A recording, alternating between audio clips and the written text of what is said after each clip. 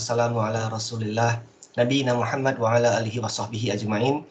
Allahumma alimna ma yanfa'una wanfa'na bima 'allamtana wa zidna ilma. Rabbi shrah li sadri wa yassir li amri wahlul 'uqdatam min lisani yafqahu qawli. Kita bersyukur kepada Allah Azza wa Jalla atas segala limpahan rahmat dan karunia, terutama nikmat Islam dan nikmat iman serta nikmat yang mustahil kita hitung, ya.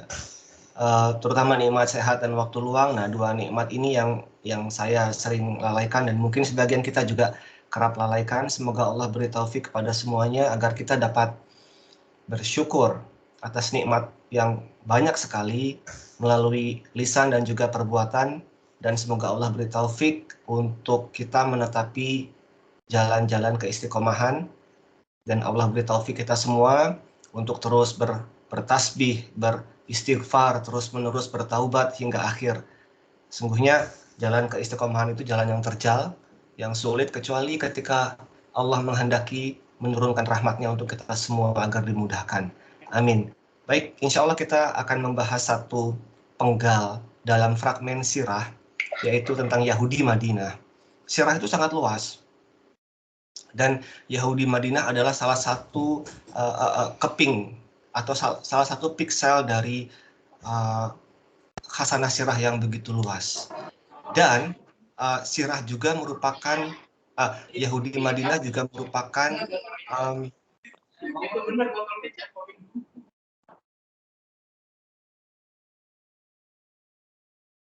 suaranya ada yang meng-out apa kali. Baik. Ya. Baik, insya Allah kita akan membahas tentang Yahudi Madinah, satu fragmen dalam sirah yang luas, dan juga dia menjadi salah satu jalan untuk mentadaburi Al-Quran.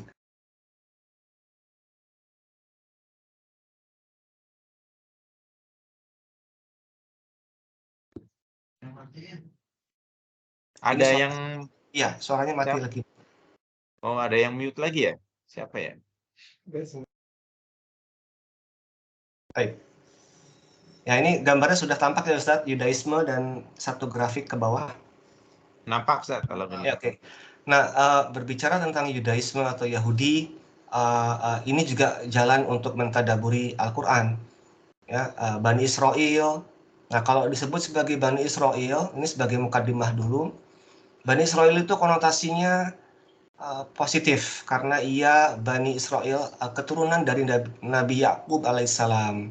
Adapun ketika disebutkan di dalam Al-Quran tentang Yahudi, maka konotasinya lebih negatif. Kalau tidak salah, ingat, ini disebutkan oleh Syekh Abdurrahman bin Nasir As-Sa'di, ya, bahwa Yahudi itu sebutan bagi mereka yang ingkar, mereka yang kafir. Seperti waqalatil yahudu Uzairun ibnullah, atau waqalatil yahudu yadullahi maghlulatun. Itu kan satu perkataan yang keji seperti itu. Tetapi kadang juga Bani Israel juga disebut dengan orang-orang kafir. Misalnya lu'inal ladzina kafaru min bani Israil ala lisani Dawuda wa Isa bin Maryam, gitu ya. Baik. Nah, mereka itu adalah ahli kitab. Gitu ya, ahli kitab, personnya ahli kitab, dan apa yang menimpa mereka, peristiwa-peristiwa, kemudian khasanah literatur mereka kita sebut sebagai Israiliyat. Nah, kata kunci tentang ahli kitab ini itu muncul dalam Al-Quran, misalnya ahli kitab 31 kali, Bani Israel 40 kali, alladzina utul kitab, ya, nisbahnya adalah 15 kali, Yahud dan juga derivasinya Hudan 3 kali, dan Nasara sekali dalam surah Al-Maidah ayat 47. Nah, berarti jangan ragu lagi, kalau kita menyelami Israiliyat dalam arti khasanah umat terdahulu, ia bagian dari tadabbur Al-Quran. Ya, karenanya misalnya peristiwa Exodus gitu ya, ketika Nabi Musa dan Nabi Harun menyeberangi Laut Mati bersama Bani Israel dan mereka bergembira, itu kegembiraan kita juga kaum muslimin. Atau janji setianya Al-Hawariyun kepada Nabi Isa alaihissalam, itu juga janji setia kepada kaum muslimin. Janji kita juga kaum muslimin, kitab-kitab mereka, juga kitab-kitab kita yang harus kita imani secara global, para nabi yang Allah utus di tengah Bani Israel juga kita imani. Karenanya menyelami Israeliat itu adalah satu hal yang memang kita lebih berhak. Artinya kita sebagai umat yang adil, sebagai umat yang pertengahan, sebagai umat yang akan menjadi saksi atas umat manusia.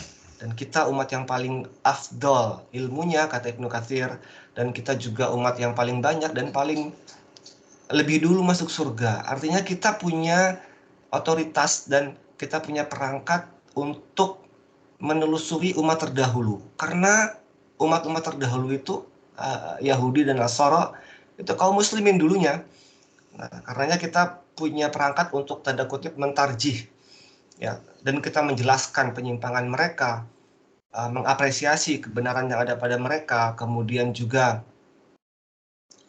menjelaskan syubhat mereka, tahrif yang mereka lakukan terhadap kitab-kitab mereka. Itu kita lebih berhak karena kita diberikan oleh Allah yaitu Al-Furqan dan Al-Muhaimin. Sebagaimana dalam surah Al-Maidah ayat 48, wa anzalna ilaikal kitaba bil haqqi musaddiqan lima baina yadayhi wa muhaiminan alaihi. Muhaiminan itu menurut para ulama tafsir ia adalah batu ujian atau tolok ukur, saksi dan penjaga. Artinya kitab-kitab terdahulu, khasanah umat terdahulu, kita uji dengan Al-Quran. Kita punya pegangan. Apa yang membersamai Al-Quran dan tentu As-Sunnah, satu paket, ya kita terima, kita afirmasi. Apa yang tidak membersamai, ya jangan ragu, kita tolak. Makanya menyusuri Israeliat atau kitab atau ahli kitab gitu ya, itu suatu yang prioritas karena dia disebutkan dalam Al-Quran langsung oleh Allah Azza wa Jalla. Baik, nah berbicara tentang Yudaisme, nabi mereka atau nabi kita juga adalah Mose atau Musa alaihissalam. Ya, ini nabi, bahkan Nabi Musa itu di dalam Al-Quran itu disebutkan konon ya, dalam salah satu penelitian itu 134 kali. Bandingkan dengan nama Muhammad Sallallahu Alaihi Wasallam disebutkan 4 kali dan disebutkan dalam Ahmad sekali, 5 kali. Berarti kaum Yahudi atau Bani Israel itu mendapat signifikansi yang besar di dalam Al-Quran. Tapi kalau ada yang bilang, oh berarti umat Yahudi lebih unggul. Loh, kenapa? Karena Nabi Musa lebih banyak. Oh tidak, kita katakan bahwa seluruh ayat-ayat Al-Quran itu diturunkan kepada siapa? Kepada Rasulullah SAW. Ya. Kemudian tentang Yudaisme juga, apa yang dibawa oleh Nabi Musa alaihissalam? Atau kita masuk ke dalam perspektifnya Yudaisme dulu. Yudaisme itu secara umum sama dengan Islam. Ya. Mereka itu orang-orang yang diwajibkan untuk bertauhid. Ya, kalau kita lihat dari kitab mereka sendiri yang ada pada hari ini, yaitu di kitab Deuteronomi atau kitab Ulangan 6 ayat 4, disebutkan satu ayat dalam Yudaisme yang sangat masyhur, yaitu tentang Shema Yisrael. Shema di sini sama, ya, kayak sami'na wa ata'na. Dengarlah wahai Israel. Jadi bunyi ayat itu seperti Shema Yisrael, Adonai Eloheinu, Adonai Echad, gitu ya. Itu artinya adalah dengarlah wahai Israel, ya. Tuhan kalian adalah Eloheinu. Eloh itu ya Allah dalam bahasa Ibrani. Adonai Echad, Tuhan kalian satu. Ya, bahkan Shema Yisrael ini merupakan kewajiban yang paling wajib dan dosa yang paling besar bagi Yudaisme pada hari ini ketika dilanggar. Dalam 10 perintah Tuhan dalam Taurat ya, atau perjanjian baru yang diasosiasikan dengan Taurat, itu nomor pertama jangan mempersekutukan Tuhan. Bahkan mereka itu siang malam itu membaca doa ini. Bahkan mereka kalau kita baca di Talmud gitu ya, sebelum mati itu mereka tuh didorong untuk baca ini ya, Adonai Eloheinu. Jadi semacam tahlil. Makanya cendekiawan dari comparative religions yang dari Muslim itu sepakat bahwa, atau mayoritasnya berpendapat bahwa ini sama seperti surat Al-Ikhlas. Bahkan banyak rabi-rabi Yahudi yang ortodoks itu merasa tanda kutip intim dengan Islam karena kesamaan pokok ini, Shema Yisrael. Ya. Nah, jadi sema di sini kan kayak sami'na wa ata'na, artinya bukan hanya mendengar. Mendengar di sini maksudnya juga harus diamalkan. Itu pokok Yahudi yang paling inti. Saya rasa ini sesuatu yang tidak berbeda dengan Islam. Ya, dan kita menemukan bahwa para nabi terdahulu, ya, semua para nabi itu mendakwakan hal yang sama. Walaqad ba'atsna fi kulli ummatin rasulan an i'budullaha wajtanibut taghut. Kemudian hukum Israel itu banyak sekali. Ada 613 yang disebut dengan mitzvot. Banyak sekali. Tetapi yang paling inti cuma 10. Ada tadi yang pertama apa? Sema Israel, tidak boleh mempersekutukan. Yang kedua, tidak boleh berzina, mencuri, dan seterusnya, dan berdusta, dan harus mencintai tetangga sebagaimana kita mencintai diri kita. Gitu ya. Jadi memang kalau dikatakan dahulu Islam itu diusung oleh Bani Israel, ya benar. Banyak sekali persamaan. Secara umum ya, kita berbicara teologi, bukan amal. Karena orang Yahudi menghilangkan amal. Nah, makanya mereka al-maghdub, dimurkai sebagaimana dalam surah Al-Fatihah ayat 7. Kemudian sekilas tentang kitab mereka Taurat. Tapi rasanya kita tidak mengatakan yang pada hari ini ada pada di sisi mereka itu Taurat. Ya. Karena sudah tahrif, sudah dirubah-rubah. Kita cukup katakan perjanjian lama. Jadi dalam ahli kitab pada hari ini ada dua. Perjanjian lama dan perjanjian baru. Perjanjian lama adalah Bible Yahudi dan perjanjian baru adalah Bible Kristiani. Nah, tapi dua istilah ini hanya dikenal dalam istilah Kristen. Kalau orang Yahudi kesinggung, karena bagi mereka tidak ada perjanjian baru sama lama, yang ada ya hanya Taurat gitu. Dan setelah itu nggak ada lagi kitab, nggak ada itu Nabi Isa, nggak ada Injil, nggak ada, apalagi Al-Quran dan Rasulullah SAW, mereka menolak semua. Tapi secara kurang lebih seperti itu. Nah, mereka menganggap bahwa Taurat itu, kalau kita buka perjanjian lama, itu ada 39 kitab. Nah, yang disebut Taurat adalah 5 kitab pertama. Makanya sebenarnya Taurat ini agak misleading penyebutan. Kita lebih benar secara etimologi adalah Tanakh. Nah, Tanakh itu adalah 3 singkatan, akronim. Ta-nya adalah Taurat, Na-nya Nevim itu nabi, bentuk plural, Anbiya gitu ya. Kisah-kisah para nabi mereka, nabi kita juga. Dan Ketuvim ini adalah semacam hagiografi atau kisah-kisah para orang saleh mereka, para waliullah mereka. Waliullah tanda kutip. Nah, 5 kitab pertama itu adalah Kejadian, Keluaran, Bilangan, dan Imamat dan Ulangan. Nah, di sini disebut sebagai 5 kitab Musa. Tapi ini dari sisi ahli kitab, dari Yudaisme. Adapun dari sudut pandang Islam, ya Taurat itu ya Allah alam seperti apa teknisnya. Kemudian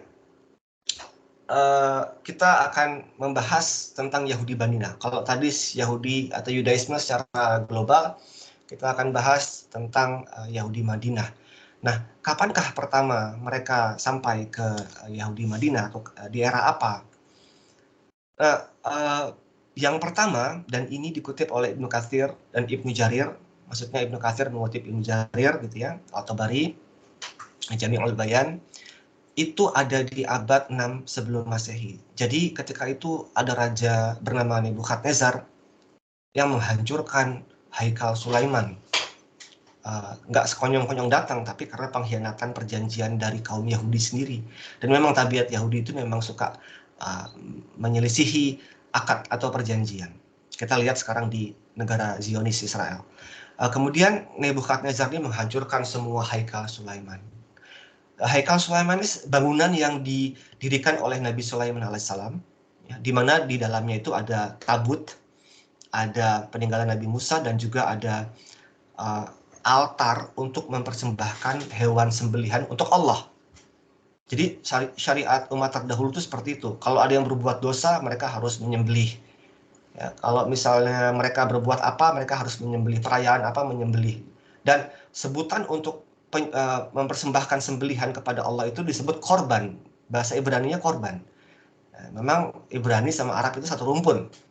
Gitu ya. Nah, dihancurkan, kemudian tercerai-berailah itu Bani Israel. Ada yang dibawa ke Babilonia dan ada yang migrasi ke Yathrib dulu ya. Itu yang pertama. Yang kedua, hipotesis yang kedua adalah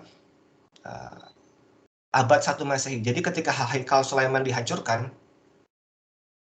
dibangun lagi, kemudian Bani Israel kembali berbuat durhaka, meninggalkan amar ma'ruf, kemudian riba, dan mengetahui tetapi tidak mengamalkan. Akhirnya Allah timpakan lagi yang kedua kalinya musibah, yaitu dari Romawi. Kalau tadinya dari Babilonia kuno, sekarang dari Romawi.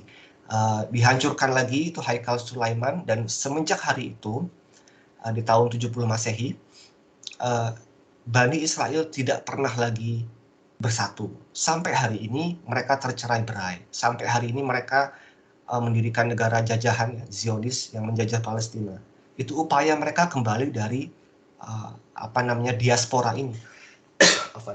Nah, ketika abad 1 Masehi ini, ketika penghancuran di abad 1 Masehi ini sudah sampai pada puncaknya, Bani Israel kemudian migrasi ke Madinah atau Yathrib. Nah, jadi kalau kita gabungkan antara dua hipotesis ini, ketika rombongan di abad 1 Masehi, di sana sudah ada orang-orang Yahudi yang menetap dari zamannya Nebukadnezar. Nah, ini salah satu yang mengusung pandangan ini adalah Al-Isfahani, ya. Dan Ibnu Katsir juga dalam salah satu qaul beliau dalam tafsir beliau. Jadi sudah lama sekali, jauh sebelum zaman Rasulullah. Baik. Nah, kemudian kita masuk ke dalam karakter dari Yahudi Madinah. Kita dapat lihat diantaranya melalui pertanyaan mereka kepada Rasulullah SAW. Jadi saat itu ada dua orang musyrikin Makkah meminta pertanyaan kepada kaum Yahudi Madinah agar ditanyakan kepada Rasulullah SAW. Pertanyaan ini yang datang dari Yahudi Madinah ini bukan pertanyaan yang mudah. Dia haruslah pertanyaan yang sulit. Sebab tujuan Yahudi bertanya ini bukan mencari ilmu, tetapi sebenarnya ada juga unsur gugatan dengan tujuan mau menjatuhkan kredibilitas Nabi Shallallahu Alaihi Wasallam sehingga ia meredupkan dakwahnya. Karenanya pertanyaannya harus pertanyaan sulit, ya. Dan ini dari disebutkan oleh Ibnu Abbas, dikutip oleh Ibnu Katsir juga Ibnu Ishaq dalam sirah beliau. Mereka bertanya tentang Ashabul Kahfi, Zulkarnain, dan Ruh. Nah, dapat dipastikan bahwa masyarakat Mekah saat itu tidak mengetahui tentang berita-berita umat terdahulu, apalagi yang spesifik seperti Ashabul Kahfi, Zulkarnain, dan Ruh. Ya, jadi pertanyaan ini menunjukkan bahwa Yahudi Madinah itu memiliki horizon sejarah yang melampaui bangsa Arab secara umum. Karena bangsa Arab, bahkan Rasulullah Shallallahu Alaihi Wasallam sendiri seorang yang ummi, dan juga bangsa khususnya Mekah itu mereka ummi. Ya, jadi pertanyaan Yahudi Madinah ini benar-benar menunjukkan kecerdikan mereka. Ya, misalnya ada yang bertanya, ceritakan tentang Nabi Nuh, gitu kan? Pertanyaannya yang cukup standar. Tentu kita akan menjawab, ya, Nabi Nuh adalah seorang rasul yang kaumnya disapu oleh banjir besar, dan Nabi Nuh beserta orang-orang beriman selamat di Bahtera, gitu ya. Tapi kalau misalnya ada yang bertanya yang lebih spesifik, ceritakan seorang yang berlabuh di Gunung Judi. Nah, Gunung Judi ini kan istilah yang spesifik. Ia tidak akan terjawab kecuali orang tersebut minimal pernah mengingat satu fragmen kisah dalam Al-Quran. Jadi pertanyaan yang spesifik akan menuntut jawaban spesifik. Gitu. Jadi memang pertanyaan ini menunjukkan bahwa Yahudi Madinah itu adalah orang-orang yang memiliki literasi atau melek literasi. Wajar saja karena mereka ahli kitab. Dan Ashabul Kahfi itu tidak ada dalam Taurat, tidak ada dalam Injil. Artinya mereka memiliki akses ke dalam manuskrip kuno. Dan dalam buku yang sedang saya tulis tentang Ashabul Kahfi dan manuskrip kuno, itu manuskrip kuno itu yang menceritakan tentang Ashabul Kahfi atau yang mirip seperti itu berbahasa Suryani dan berbahasa Latin, bahasa Yunani, dan berbahasa Ibrani. Suryani, Aramaik, Latin, dan Yunani. Bagaimana bisa bangsa Arab menguasai bahasa Latin, bahasa Yunani? Artinya ketika Rasulullah Shallallahu Alaihi Wasallam menjawab pertanyaan ini melalui wahyu dari Allah, itu menunjukkan bahwa Rasulullah mustahil menjiplak. Karena orientalis itu kan bukan sekarang, sudah 300 tahun ini mengatakan Al-Quran jiplakan. Tapi mereka tidak bisa membuktikan mana manuskripnya, mana hujah, mana bukti, mana alasan yang kuat bahwa ada satu manuskrip atau gulungan kuno yang menjadi bahan referensi jiplakan. Tidak bisa, mereka hanya mengklaim tanpa mengurai dengan argumentasi, gitu ya. Nah, meskipun mereka kemas dengan jurnal ilmiah, buku, tetapi kita gampang saja. Kita lihat sebuah klaim itu harus ada bukti dan alasan, atau alasan dan bukti. Tanpa itu klaim itu hanya opini saja. Sebenarnya mudah orientalis itu terkait jiplakan teori plagiarisme ini. Nah, Yahudi Madinah itu telah masyhur di kitab-kitab sirah dan juga di beberapa fragmen tafsir, dan masyhur di kalangan peneliti ahli kitab zaman ini. Ada semacam konsensus bahwa kaum Yahudi Madinah itu adalah orang-orang yang kalangan pendeta atau kalangan khusus dari Bani Israel. Ya, mereka ini khususnya Bani Nadir dan Bani Quraizah itu mereka dari Kohanim. Kohanim itu adalah menurut tradisi mereka nasabnya sampai ke Nabi Harun alaihissalam. Dan Nabi Harun itu adalah pemegang tongkat keimaman sepeninggal Nabi Musa, saudaranya alaihissalam. Dan salah satu dari keturunan Kohanim adalah suku Lawi atau Levi. Suku Lawi ini yang oleh At-Tabari sebut mereka yang membunuh orang-orang yang menyembah lembu emas di Gunung Sinai. Ya, ketika Nabi Musa dipanggil oleh Allah 40 hari yang menyembah lembu emas, dihukum dengan pembunuhan suku Lawi. Artinya mereka ahli Taurat dan mereka golongan yang spesial. Tanda kutip spesial dalam arti mereka mengetahui tentang agama dan bukan golongan abangan.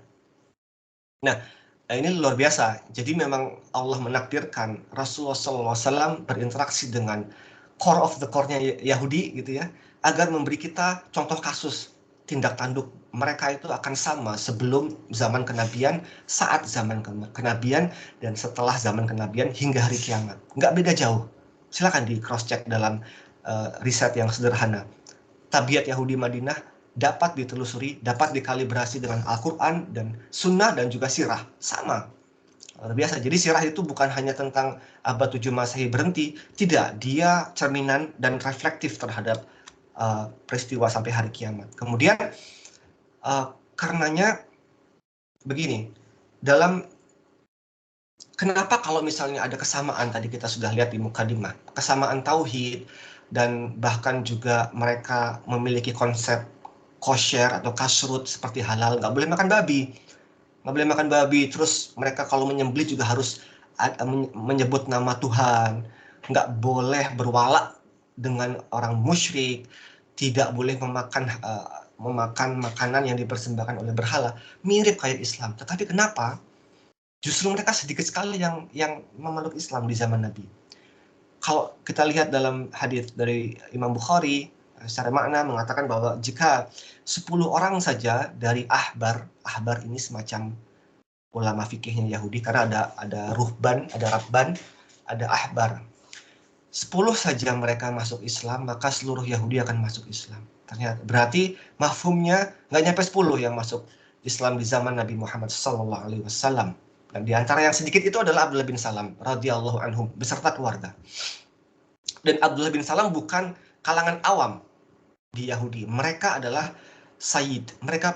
Beliau adalah penghulu yang paham Taurat, yang paham tentang fikih dan juga paham tentang hukum-hukum Yahudi. Dan beliau masuk Islam. Nah, gitu ya.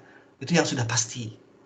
Syahidun min Bani Israel dalam Al-Quran disebutkan, itu merujuk dalam salah satu pendapat itu mengenai Abdullah bin Salam, seorang saksi dari Bani Israel.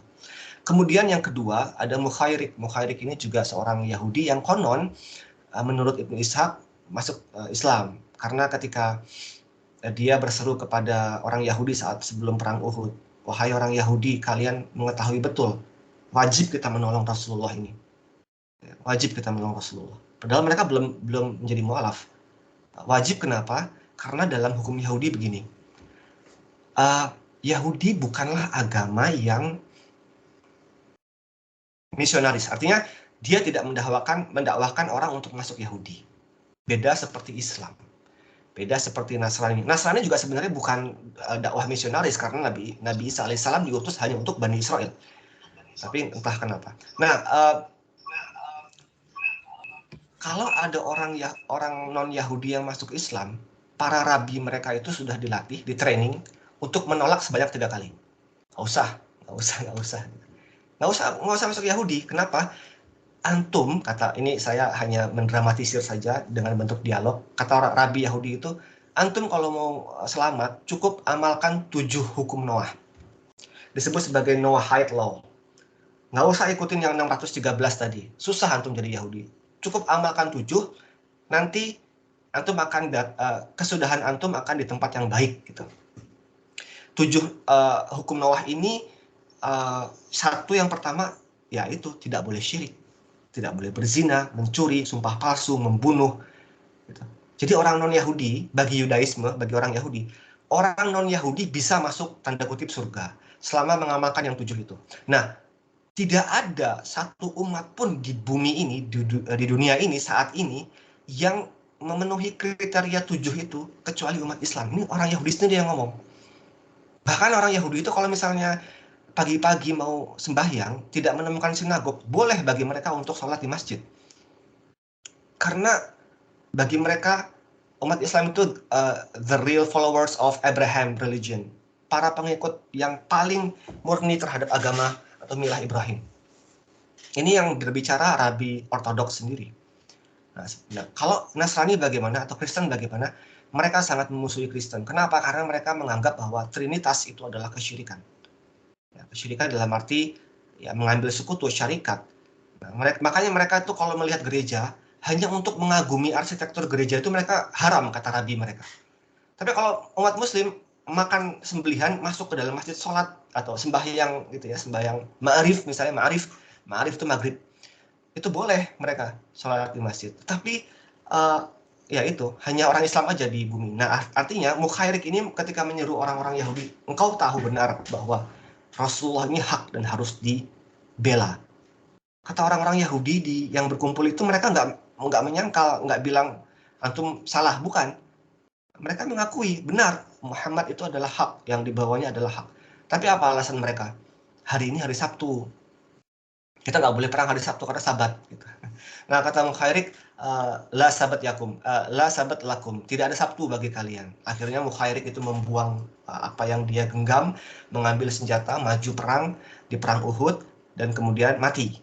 Nah, konon menurut Ibnu Ishaq, ketika Rasulullah SAW mendapati Mukhairik wafat, dia mengatakan Mukhairik khairul Yahud. Mukhairik adalah sebaik-baiknya Yahudi. Tetapi ini diperselisihkan. Kalaupun benar kisah ini, maka maksudnya adalah saat itu aja untuk konteks perang Uhud. Karena kita tahu sebaik-baiknya Bani Israel adalah Abdullah bin Salam radhiyallahu anhu. Yang ketiga adalah Abdullah bin Surya. Abdullah bin Surya ini orang yang ngelotok. Dia seorang mungkin hafidz Taurat gitu ya, memahami Taurat sampai mendarah daging. Tapi ada semacam kontradiksi dalam tafsirnya Muqatil ibn Sulaiman, dikatakan Ibn Surya ini masuk Islam. Ketika menanyakan 3 pertanyaan, ternyata dijawab. Kemudian dia bilang, benar engkau wahai Muhammad, engkau benar-benar Rasul Allah, dan ketahuilah bahwa orang Yahudi mengetahui, tetapi mereka hasad kepadamu. Artinya secara lahir dia masuk Islam. Disebutkan dalam Muqatil ibn Sulaiman. Tapi dalam Al-Waqi, dalam Al-Maghazi, dikatakan justru sebaliknya. Ibn Surya ini mengatakan, wahai Muhammad, masuklah agama Yahudi, tidak ada keselamatan di luar Yahudi. Ya, ini bertolak belakang karenanya syubhat. Ya, artinya tidak bisa kita pastikan. 3 orang. Yang keempat adalah salah satu dari Ummul Mukminin, yaitu Safiyah binti Huyai ibn Akhtab, seorang pemuka dari Bani Nadir. Beliau salah satu istri Nabi radhiyallahu anha.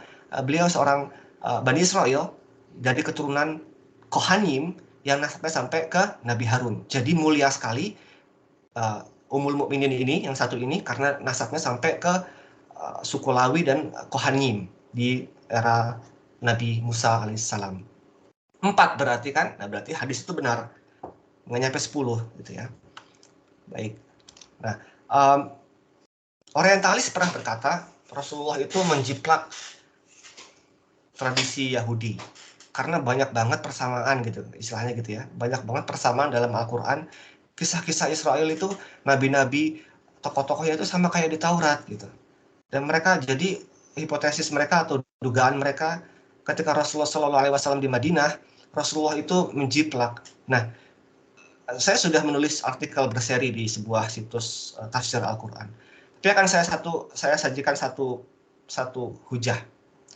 Kalau Rasulullah menjiplak dari kaum Yahudi, dari ahli kitab di Madinah, semestinya para pujangga Taurat inilah yang pertama kali mendeteksi, ini sih jiplak gitu ya. Tapi apakah pernah ada penolakan dari ahli kitab di Madinah bahwa Rasulullah SAW itu menjiplak? Tidak ada.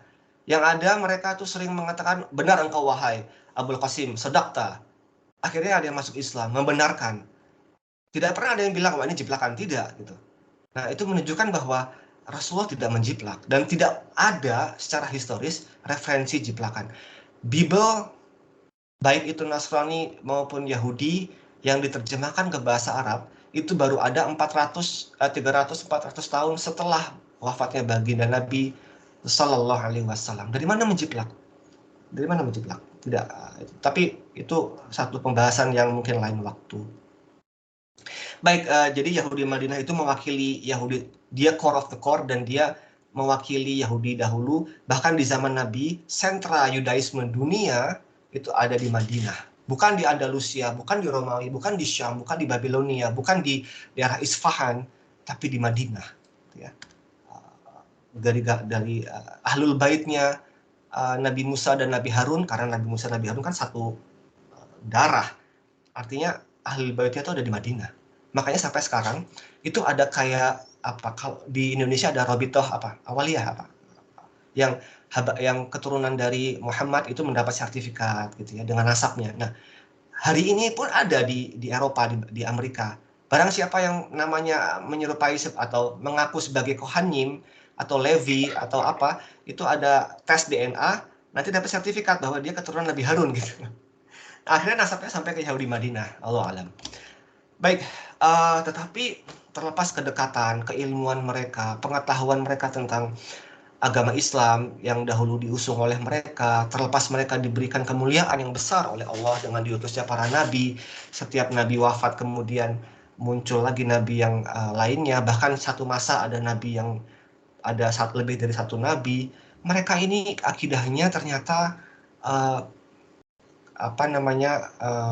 sangat melenceng. Makanya dalam surah Al-Imran, Al-Maidah dikatakan bahwa orang-orang yang paling besar permusuhannya kepada orang beriman itu ya orang Yahudi dan musyrikin.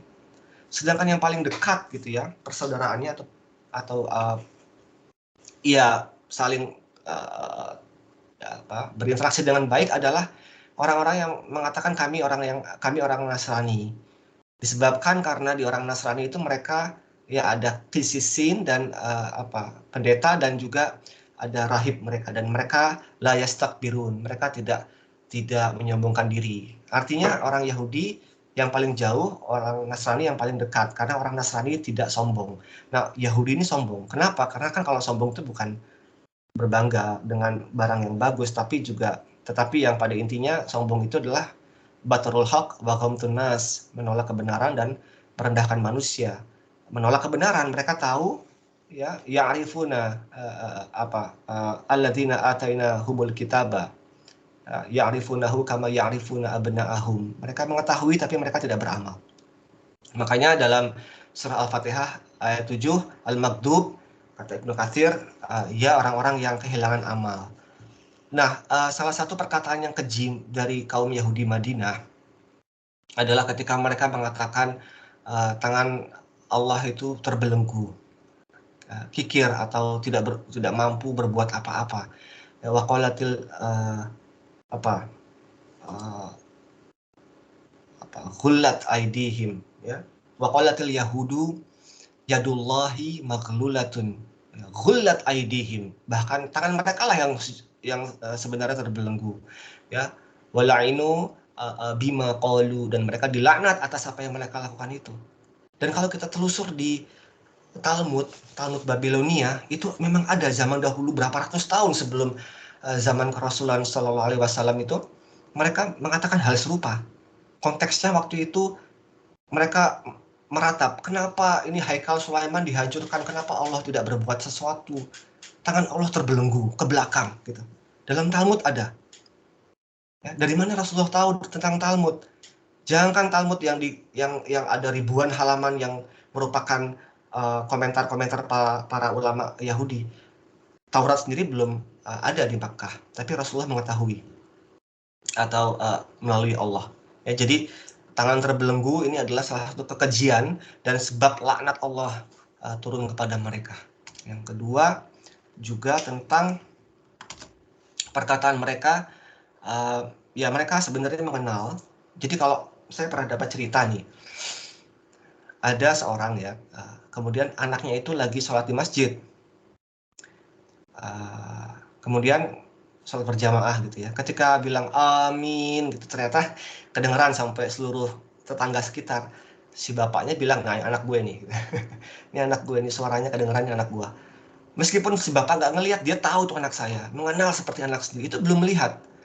Begitupun Rasulullah Shallallahu Alaihi Wasallam, meskipun para Yahudi Madinah belum bertemu Rasulullah SAW, mereka mengetahui bahwa ciri-ciri Rasulullah itu ya seperti ini, dan ketika Rasulullah hijrah, mereka membenarkan. Bahkan sebelum Rasulullah itu sendiri lahir, mereka sudah tahu. Bahkan salah satu alasan Yahudi itu datang ke migrasi ke Yathrib atau Madinah adalah mereka mengetahui dengan yakin di sanalah Darul Hijrah, seorang nabi, seorang Mesias yang akan muncul. Ya, alladzina atainahumul kitab ya'rifunahu kama ya'rifuna abna'ahum. Kemudian mereka juga menyembunyikan isi Taurat. Nah, ini yang paling kentara, yang paling dominan dari karakter orang Yahudi, yaitu menyembunyikan isi Taurat, gitu ya. Ya ahlal kitabi, qad ja'akum rasuluna yubayyinu lakum katsiran mimma kuntum tukhfuna, ya, minal kitab. Kuntum tukhfuna minal kitab wa ya'fu an katsir. Wahai ahli kitab, telah datang rasul kami, datang menjelaskan banyak dari apa yang antum sembunyikan, yang kalian sembunyikan. Dan banyak juga yang dibiarkan. Artinya dibiarkan di sini bukan berarti ada yang benar, tapi Rasulullah membiarkan sebagiannya karena kalau dijelaskan nggak ada faidah. Begitu kata Ibnu Katsir. Artinya mereka menyembunyikan gitu. Menyembunyikan. Kalau dalam hadis riwayat Abu Dawud atau dalam sirah deh. Dalam sirah itu dikatakan mereka menyembunyikan dengan tangan mereka itu. By the way, ini buku Yahudi Madinah yang saya tulis. Disembunyikan dengan tangan gitu. Dan kemudian Rasulullah SAW tahu gitu. Itu disembunyikan. Pas dibuka, oh iya, ayat tentang rajam. Jadi mereka mentahrif, tahrif bil makna, takwilnya yang ditahrif. Mereka bilang rajam, berzina itu nggak harus rajam, tapi cambuk atau apa segala macam. Ternyata dalam Taurat sendiri ada di sini rajam. Nah, mereka menyembunyikan gitu. Artinya, jadi tahrif itu ada tahrif bil makna dan tahrif bin nas. Tahrif penafsiran, penakwilan, dan juga tahrif bin nas itu ya mengganti-ganti redaksinya. Nah, itu salah satu karakter ahli kitab. Sampai sekarang itu mereka suka kalimat bersayap dan bersilat lidah dalam menafsirkan Taurat. Ya, jadi tentang nubuat Rasulullah mereka mengetahui betul. Ya, ini salah satu pembahasan yang sering dibahas oleh Kristologi. Ada dalam Taurat itu disebut Muhammadim. Muhammadim itu jelas merujuk kepada Rasulullah SAW, Muhammad. Tapi kalau antum dengan pencarian instan di internet, ya tentu antum akan menemukan apologetika atau pembelaan. Oh, ini bukan Muhammad. Muhammad ini artinya dalam bahasa Ibrani yang paling terindah, gitu ya. Ya, baik. Tentang rajam. Nah, kemudian pandangan mereka yang nyeleneh lagi adalah tentang neraka. Mereka berkata bahwa waqalu lan tamassana nar illa ayyaman ma'dudatan. Mereka berkata, kami tidak akan disiksa anar ya illa ayyaman ma'dudatan, kecuali hanya beberapa hari saja. Dalam Talmud, sekali lagi Talmud tidak ada di Makkah dan di Madinah. Ya. Kalaupun ada sama Yahudi Madinah akan disembunyikan. Ada Taurat di Madinah, di Yathrib, tetapi disembunyikan. Jadi ketika orang Yahudi mendakwahkan kepada orang-orang Aus dan Khazraj di Madinah, itu tidak menunjukkan ini loh kitabnya, enggak, dengan lisan aja, makanya ditahrif sama dia. Nah, itu disebutkan memang ada di Talmud itu ada semacam khilaf para rabi yang saya telusuri dan saya sebutkan dalam buku ini juga. Itu ada yang mengatakan mereka di neraka itu cuma 12 bulan. Ada yang mengatakan 50 hari selaras dengan masa Pantekosta atau Paskah Yahudi. Ada yang mengatakan cuma 40 hari sesuai dengan masa dipanggilnya Nabi Musa ke Gunung Sinai. Gitu. Ternyata benar. Mereka menganggap hanya beberapa hari saja. Ya, dan itu dapat diafirmasi dalam Talmud. Sekali lagi kita tanyakan retorika, dari mana Rasulullah tahu tentang Talmud? Talmud itu luar biasa besar. Saya ada Talmud Babilonia, dan sebagian fragmen aja ada sekitar 1000 berapa halaman gitu. Ya. Baik, kemudian saya numpuk. Gitu. Nah, kemudian juga tentang akidah mereka, tanda kutip akidah mereka tentang memusuhi Jibril. Mereka lebih prefer Mikail. Dan memang kalau kita lihat Taurat, itu ada Taurat dalam, ketika kita bilang Taurat, bukan berarti kita mengimani Taurat yang sekarang asli, bukan. Taurat dalam arti perjanjian lama. Ketika kita lihat perjanjian lama, itu memang ada Sar Israel. Nabi atau malaikat, bukan nabi, malaikat Mikail itu sebagai malaikat penolong. The guardian angel of the children of Israel. Sar Israel. Memang ada. Jadi mereka lebih prefer malaikat Mikail, Michael.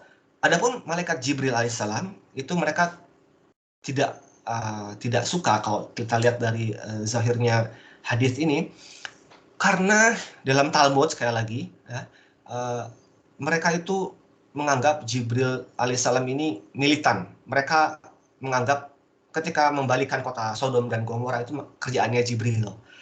Ketika mengazab atau mengirimkan banjir besar itu malaikat Jibril zaman Nabi Nuh. Jadi Nabi Jibril bagi mereka adalah militan. Dan mereka lebih suka Mikail. Again, kita dapat kalibrasi kepada Talmud mereka sendiri yang bisa diakses pada hari ini. Sedangkan Talmud baru dikompilasi abad berapa abad? Ya, artinya bertahap. Ada Talmud Babilonia, ada Talmud Yerusalem, dan ada beberapa versi terjemahan, dan belum diterjemahkan ke bahasa Arab. Apalagi di zaman Rasulullah, lantas kita dari mana mengetahui Rasul? Dan artinya bagaimana antum bisa menyimpulkan bahwa Rasulullah itu menjiplak? Tidak lain apa yang diwahyukan adalah dari Allah Azza wa Jalla semata. Nah, kemudian juga akidah mereka yang menyeleneh itu juga tentang Uzair. Mereka berkata, surah Taubah ya, wa qalatil yahudu Uzairun ibnullah wa qalatil nasara al-masih ibnullah, dzalika qauluhum bi afwahihim. Wa qalatil yahudu Uzairun ibnullah. Mereka mengatakan Uzair itu anak Allah ya, maha suci dari Allah, maha suci dari apa yang mereka sifatkan. Kalau kita tanyakan kepada orang Yahudi pada hari ini, tentu mereka akan menolak. Enggak, kita nggak pernah. Coba antum tunjukin mana di Taurat, di perjanjian lama, ada nggak yang bilang Uzair putra Allah? Tentu ya tidak ada. Tapi ini menunjukkan absennya bukti bukan berarti absennya realita. Tidak adanya bukti bukan berarti tidak ada secara ontologi. Nah, ternyata cendekiawan Yahudi sendiri mengakui bahwa ada yang menganggap Uzair putra Tuhan itu, tapi dia sekte yang sangat langka, yang kuno, yang sekarang udah nggak ada. Ini menunjukkan bahwa Yahudi Madinah ini memang satu kaum yang benar-benar ya ahlul bait mereka, dan juga kalangan alim. Ya, dan ada lagi yang mengatakan Uzair ibnullah itu Yahudi Yaman. Makanya Yahudi Yaman ini dikutuk oleh siapa? Nabi siapa? Nabi Ezra sendiri. Uzair itu Ezra. Nah, dikutuk oleh Ezra bahwa kalian tidak akan pernah ke Al-Quds lagi, gitu ya. Terus Yahudi Yaman nggak mau kalah, mengutuk nabinya sendiri. Antum nggak akan pernah wafat di Al-Quds. Ya, konon dua-duanya terjadi. Ya, artinya Uzair ibnullah itu ada, dan ada yang mengatakan dia di kalangan Yahudi Madinah, ada yang mengatakan dia di kalangan Yahudi Yaman. Tetapi ada juga pendapat kontemporer yang baru mengatakan Uzairun ibnullah ini maksudnya begini, ketika Nabi Musa bersama Nabi Harun dan juga Bani Israel keluar dari Mesir dalam peristiwa Exodus, itu ada sebagian orang-orang Yahudi yang masih melekat ini, berhala-berhala dewa-dewi Mesir kuno, Fir'aun, Osiris, ya, Tuhan-Tuhan Mesir, masih melekat pada mereka. Dan mereka mengatakan Ezra ini putra Tuhan karena masih terbawa oleh tradisi jahiliyah Mesir kuno zaman Fir'aun. Gitu, katanya begitu, ya, tapi saya belum afirmasi. Tapi itu bisa dibenarkan, kenapa? Karena penyembahan lembu emas sendiri, kalau kita lihat dari At-Tabari dan juga Ibnu Ishaq, karena mereka menyontoh lembu-lembu emas yang ada di Mesir, dan di Mesir itu lembu itu hewan yang sakral, jadi bukan hanya di negara ya di sekitaran dekat Pakistan, tapi juga itu kesyirikan zaman dahulu, ya, tentang lembu emas atau Egel Hazahaf disebutnya.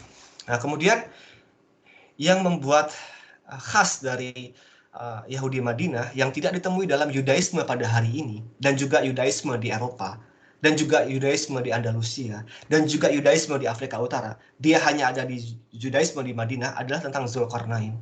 Ketika dalam surah Al-Kahf, ya, wa yas'alunaka 'anil qarnain qul sa'atlu 'alaikum minhu dzikra, dari Ibnu Abbas sebagaimana dikutip oleh Ibnu Ishaq dan lainnya, masyhur juga di kitab sirah, itu Zulkarnain ini tidak ada dalam Taurat, tidak ada dalam Talmud, tapi ditanyakan oleh Yahudi Madinah. Gitu. Nah, ini menunjukkan bahwa mereka benar-benar spesial. Nah, ada kepingan sejarah yang tidak diketahui manusia pada hari ini, yang diketahui oleh segolongan manusia ahli kitab di zaman dahulu. Ya. Wajar saja kalau kita baca uraian tafsir, ada data-data sejarah dari Ibnu Jarir, Al-Qurtubi, dan juga Ibnu Katsir tentang umat-umat terdahulu yang sekarang sudah tidak ditemui lagi. Gitu. Nah, Zulkarnain ini saya menulis juga dalam salah satu buku saya, Zulkarnain. Salah satu hipotesis yang diajukan, yang saya usung adalah pendapatnya Syekh Abul A'la Al-Maududi dalam Tafhimul Quran, dan juga Abul Kalam Asad dan lainnya, Dr. Ali Atai, bahwa Zulkarnain itu ada dalam Taurat.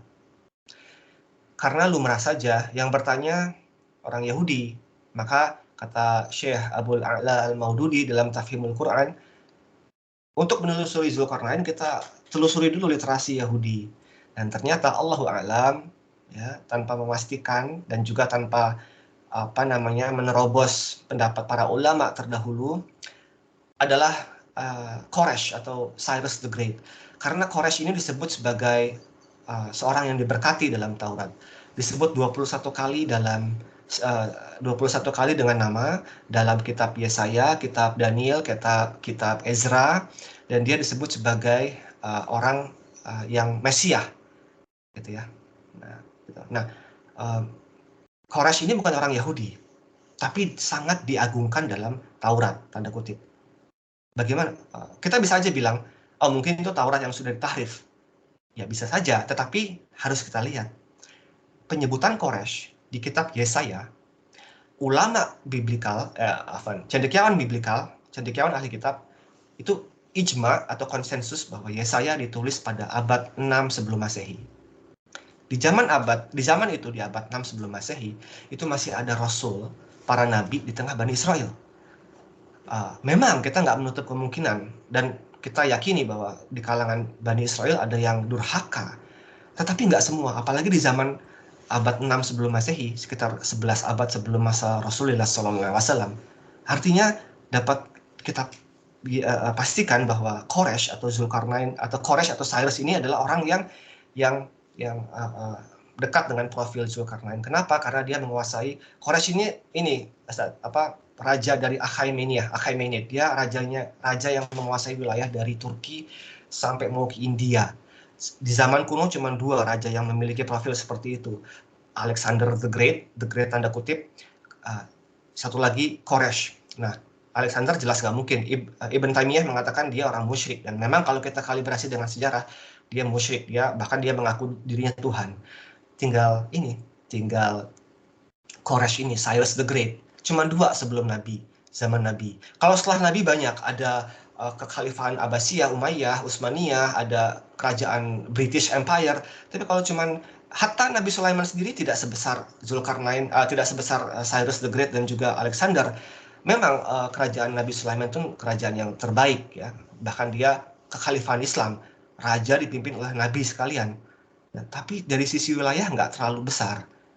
Tentu bukan berarti kita mengatakan Alexander lebih baik kerajaannya, tidak, karena kerajaan Nabi Sulaiman dibimbing langsung oleh seorang nabi, tentu lebih mulia. Tapi kita bicara tentang demografis, cuman dua, Alexander dan juga Koresh. Jadi saya berpendapat ada kemungkinan, atau minimal, biar aman, antara Zulkarnain dengan Alexander itu jauh lebih dekat.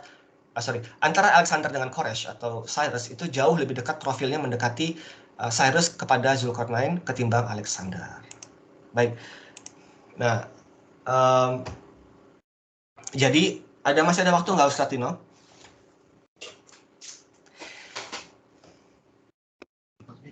Bisa, cuman waktunya emang udah. Oh iya. Baik, ini terakhir ya. Jadi satu hal ya, sebagai penutup ya. Jadi kalau orang Yahudi Madinah itu atau musyrikin Makkah, mereka itu tidak menolak kualitas personal Nabi. Mereka mengakui Nabi itu orang yang mulia. Mereka tahu sendiri karena tumbuh di tengah mereka, di Quraisy. Yang mereka tolak adalah ajarannya. Kenapa kok Tuhan cuma satu? Ini mengherankan gitu ya.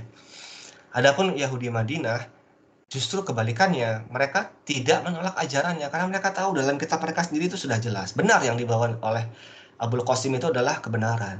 Yang mereka tolak adalah justru kualitas personal Rasulullah Shallallahu Alaihi Wasallam. Kenapa? Karena mereka mengharapkan ya Nabi itu dari Bani Israel, bukan dari keturunan Ismail alaihissalam, tapi dari Ishak alaihissalam. Nah, itu aja mungkin sebagai. Jadi kadang-kadang dalam dakwah itu ya kita ditolak karena sisi personal kita, mungkin kita kurang hikmah. Tapi juga kadang kita ditolak karena ajaran kita yang menyelisihi jumhur atau nyeleneh. Itu bisa terjadi. Sebagai seorang duat kita harus introspeksi. Tapi kalaupun ditolak dua-duanya, ya kalaupun antum sudah benar, kita sudah benar, tapi ditolak dua-duanya, jangan kecil hati, karena Rasulullah SAW pun ditolak di Makkah karena ajarannya, dan ditolak di Madinah karena kualitas personalnya. Demikian, Allahu a'lam. Kita kembalikan kepada Ustadz Tino. Silakan Ustadz. Ustadz, ada pertanyaan. Silakan Ustadz. Pertanyaan pertama dari Pak Tarwaji. Di dalam Al-Quran, surat Al-Baqarah ayat 146, orang Yahudi dan Nasrani yang telah kami beri Alkitab, Taurat dan Injil, mengenal Muhammad seperti mereka mengenal anak-anak sendiri. Ya. Dan sesungguhnya sebagian di antara mereka menyembunyikan kebenaran padahal mereka mengetahui. Mengapa Yahudi Madinah tetap tidak beriman kepada ajaran Nabi Muhammad, Ustaz? Baik. Ya, jazakallah khair. Bismillah. Saya kenal dengan seorang rabi. Rabi ini di New York, Amerika, dan dia tertarik dengan menerjemahkan buku Zulkarnain yang saya tulis di Amerika. Sedang diskusi alot dengan penerbit saya. Tapi intinya begini, saya kenal dengan beliau. Rabi ini ketika memulai chat kepada Ana, dia bilang Assalamualaikum warahmatullahi wabarakatuh. Insya Allah, Alhamdulillah. Beliau ini meyakini, dan beliau ini lebih tanda kutip Islami ketimbang sebagian dari kaum muslimin. Tetapi dia nggak mau beriman. Dia tahu, tapi dia nggak mau beriman. Kenapa? Karena gini, orang Yahudi ini karena merasa benar-benar sama ini yang dibawa Musa dan dibawa Muhammad. Benar-benar sama. Pokok ajarannya sama. Bahkan si Rabi Yahudi ini belajar bahasa Arab, menelaah hadis dan kitab Ibnu Ishaq, sirah. Dan dalam postingan Facebooknya, dia sering membela Islam terang-terangan. Tetapi dia nggak beriman. Kenapa? Karena kayaknya ya, dia merasa kalau ajaran antum sama dengan apa di Taurat, ajaran pokok tentang tauhid atau monoteisme yang dibawa oleh Musa dan Rasulullah sama, ya udah nggak usah, saya nggak perlu beriman dengan Islam, nggak perlu beriman dengan Rasulullah, sama kok, sama aja lah, kita sama-sama orang yang beriman gitu. Jadi masuknya ke agak sinkretis gitu. Nah itu mungkin itu satu ya. Yang kedua, mereka merasa lebih senior. senioritas itu kan salah satu senioritas yang membangkitkan kesombongan itu kan salah satu karakter iblis. Ana khairun min gitu. Saya lebih baik darinya ketika disuruh untuk bersujud penghormatan kepada Adam. Mereka merasa senior. Gitu. Apalagi mengetahui ajaran kita sama bagi mereka. Saya lebih berhak karena saya lebih umat yang lebih dahulu diberikan kemuliaan oleh Allah dengan kitab, dengan nabi yang banyak gitu. Bahkan coba lihat di Taurat, di Al-Qur'an, Nabi Musa disebutkan sekian ratus kali. Nah, itu jadi kesombongan karena senioritas. Yang kedua, mereka merasa kalaupun udah sama ngapain saya convert kepada Islam. Beda kalau misalnya Nasrani. Nasrani itu banyak yang masuk Islam, kenapa? Karena nggak make sense. Tuhan itu satu dari yang tiga. Fitrah mereka bermain. Makanya ketika masuk Islam, tenang mereka. Ini yang saya cari dari Yesus itu ternyata Nabi mengajarkan tauhid. Gitu kira-kira, Ustaz. Allahu a'lam. Pertanyaan kedua, Ustaz, golongan Yahudi Madinah ini posisinya seperti apa ya, Ustaz, di struktur masyarakat Yahudi sekarang, Ustaz? Baik, ini pertanyaan bagus sekali. Jazakallah khair, bismillah. Yahudi Madinah ini dalam struktur masyarakat sekarang itu ada dua. Pertama, mereka Perushim. Perushim ini adalah sebentar. Yahudi sekarang itu punya tiga golongan. Pertama Ortodoks, itu Hasidim, itu yang Ortodoks ini benar-benar luar biasa. Pernah satu kejadian di kapal, di pesawat, Rabi Yahudi itu nggak mau duduk sebelah akhwat. Di Amerika kejadiannya. Langsung viral di Amerika. Ini Yahudi radikal banget, nggak mau duduk di sebelah akhwat. Bahkan kaum wanita Yahudi Ortodoks itu menggunakan semacam penutup kepala yang tanpa menyisakan ruang untuk melihat. Kalau dalam syariat kita yang mulia, niqab atau ya itu masih ada. Kalau silakan nanti di browse. Nah, artinya mereka adalah orang-orang ortodoks. Mereka adalah kaum ahlul baitnya yang sekarang disebut sebagai Hasidim atau Yahudi, aduh saya lupa ya, atau Neturei Karta. Ya, mereka ini pada hari ini orang-orang yang disebut saya tadi itu Hasidim itu mereka paling keras permusuhannya kepada Zionisme. Di Amerika, London, Polandia, Cekoslovakia, itu mereka sering turun ke jalan ke depan kedutaan besar Amerika untuk menolak penjajahan Palestina. Karena mereka begitu mendukung Islam, bukan. Mereka nggak punya al-wala kepada Islam, enggak. Mereka begitu karena bagi mereka Zionisme itu bid'ah. Karena mereka menganggap bahwa negara Israel akan kembali bersatu ketika Mesiah atau Mosiah itu akan turun. Nah, pertanyaan tadi adalah dalam hari ini mendekati kaum Yahudi Ortodoks yang jumlahnya sangat sedikit. Ya, termasuk Rabi yang tadi mau menerjemahkan buku saya tadi di Amerika. Nah, selebihnya apa? Ya Zionis itu nggak pernah ke sinagog, sabat juga blas, makan babi, nikah dengan orang musyrik. Terus juga ada Yahudi reformis, Yahudi liberal, tiga golongan itu. Allahu a'lam. Silakan Ustaz. Tapi Ustaz, itu pertanyaannya, Ustaz. Jazakallah khair, Ustaz, atas jawabannya. Terima kasih kepada Ustaz. Insya Allah di lain waktu kita mungkin akan sambung lagi kaitan dengan Yahudi Madinah. Tapi Bapak Ibu yang dimuliakan Allah Subhanahu Wa Taala, tak terasa lebih dari 1 jam kita sudah bersama dengan Ustadz Wisnu Tangga Prabowo. Kami ucapkan jazakumullahu khairan kepada Ustadz Wisnu Tangga Prabowo yang telah menyampaikan materinya, dan kepada ibu-ibu, bapak-bapak sekalian, kami juga ucapkan terima kasih.